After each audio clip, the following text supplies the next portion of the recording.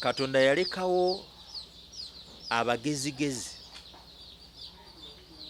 naddira abasirusiru asobole okuswaza abeeyita abagezi.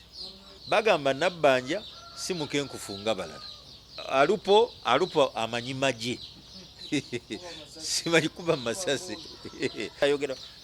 Jessica Alupo wamuwulidde bw'ayogera, asirise, bamusirisiza right from day one. Kati ye ayogere ki kyagenda okukola, kubanga president yamuwa ekyokukola naye oli leader of government business. Atuwulire kyasobola okukola nga asikidde Museveni, kubanga constitution wise singa president yavaawo mu makubo oba afuuse inseeni oba atabuse oba ki, then omuntu alina omuddira mu bigere ye vice president.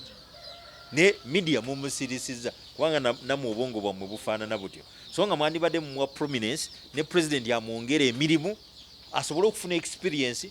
Museveni afune waawummulira kubanga kati tasobola mwatta sekandi ng'akyali mulamu. Museveni agamba ono useless fellow n'amugjawo. Twamutta, Temwamutta, si mulamu.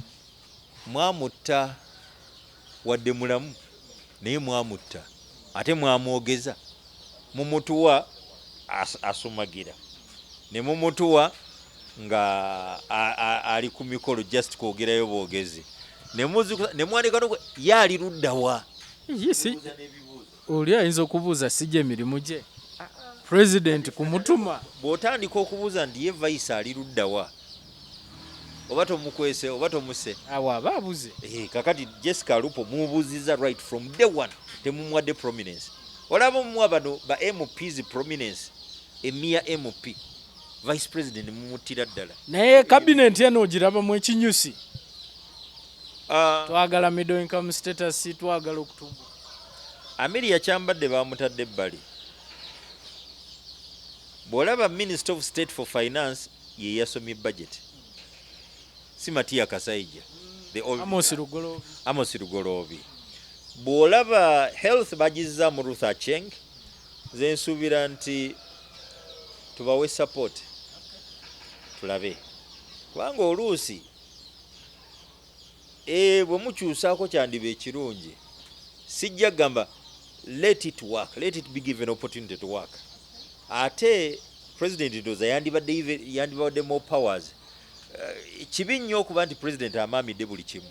Nze neewuunya era bu cabinet simanyi sempija bamuwadde defense oba lwakuba yaduumira okulwanyisa enzige oba lwakuba yalwanyisa enzige simanyi. N'abaddeyo tabadde musirikale Adolf Mwesi. No problem kubanga we tusinga omujjuukirira ku nzige, kubanga ya agriculture sector nze nga omulimi ate omulunzi agivuddemu nga mwasimula bugolo, siraba kyagikoledde era kyagikyusizzaako. Simanyi kyanakola mu defense oba anaasobola okukola mu defense nga bwe yalwanyisa enzige. Probably ekyo nkitadde awo. Now tulina challenges nyingi. Olaba mu kiseera kino wetwogerera the economy, ebyenfuna sikuba wansi kati tebikyatambula. Katugende nti bitandise bizeeyo mu kwavula. Tetumanyi oba binadda ku needs biddemu bitambule, kubanga tetumanyi covid anaatumalako bbanga ki. Tetumanyi makampuni ameka agagenda okugwa, tetumanyi jobs meka ezigenda okufa, already nnyingi zifudde. Tetumanyi oba abantu banadda ne ku stage kwe babadde, kubanga bangi nnyo bajja kuva mu covid ng'emirimu tewali, bizinesi zaagwa. Ziri mu sekita y'obulimi n'obulunzi naye nkiraba people are crying. Akati cabinet wandisoose nakumbuuza parliament.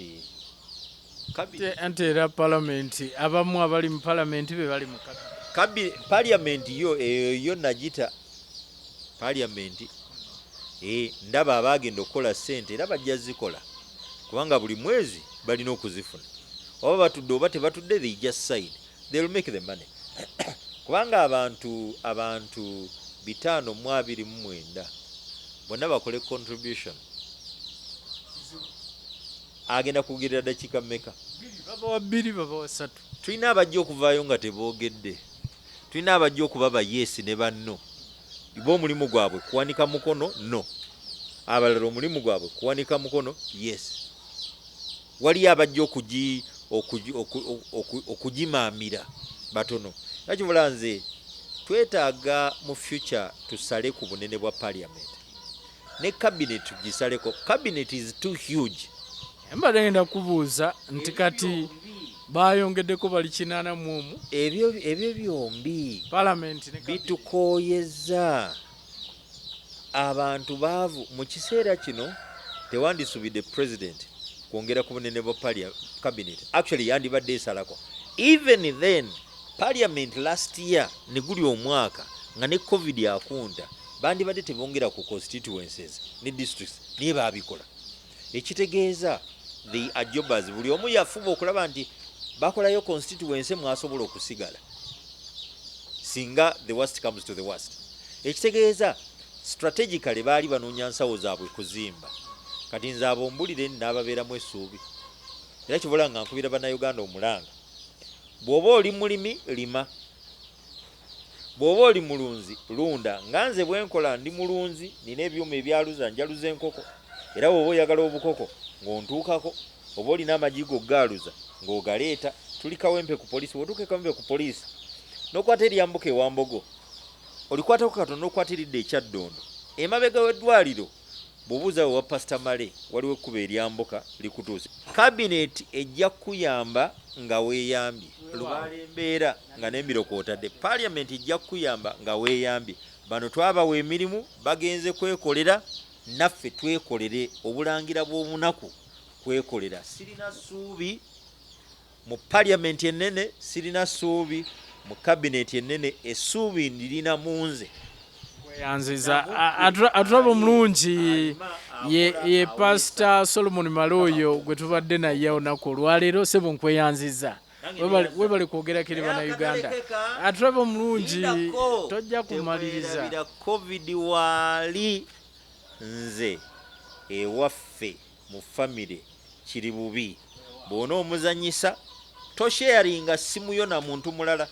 Ekyo kimu mask giteekeko buli woobeera mu bantu togabana muntu mmere yo ku sowaani bw'ogenda awantu tolyalya lyewuwo ate tolya nnyo bibisi lyebifumbe kokakasa nti ne bwe kaba kawuka nga kazzeeko okafumbye ne kakola ki ebibala osobola obbirya kuba ekikuta okijjako n'ebino ebyokugamba nti omale galya omale ganywa buno bakamulidde obutunda tomanya ani akamudde abantu aba akamula n'anyiza kati gwe n'onywa onywa juisi kyokka olyanyiza onywa juisi oli akolodde kote bigudde mu juisi okujjako nga oliwo waka mukyala we yakamudde oba gwokamudde oba mwana ate nga mwekakasa then do that.